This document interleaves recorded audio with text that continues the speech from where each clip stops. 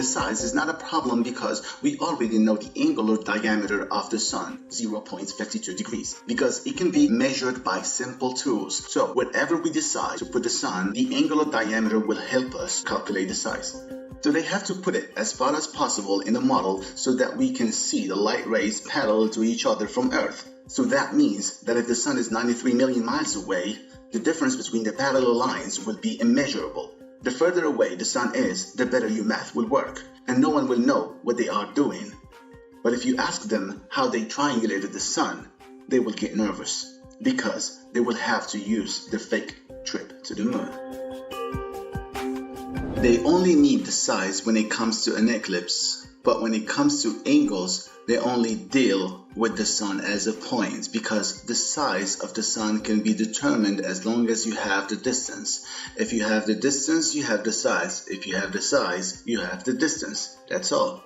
So if you modify the distance, you have to modify the size. This is how it works.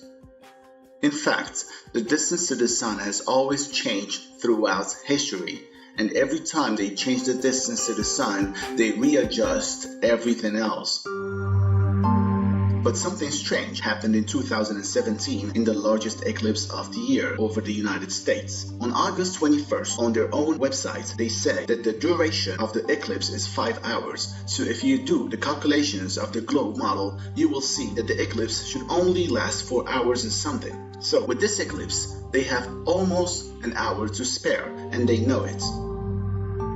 At that time, several NASA scientists began to say that the sun is much larger than they thought. They admitted that they need to increase the size of the sun to make the eclipse and the math match reality. The news came out in different media, and several notes were replicated. They said that the sun was 250 times bigger than the actual size they have told us. But now, those news articles disappeared from the internet, and all we can find now is that NASA scientists say that the size of the sun has to be a bit bigger so the eclipse calculations can work more precisely.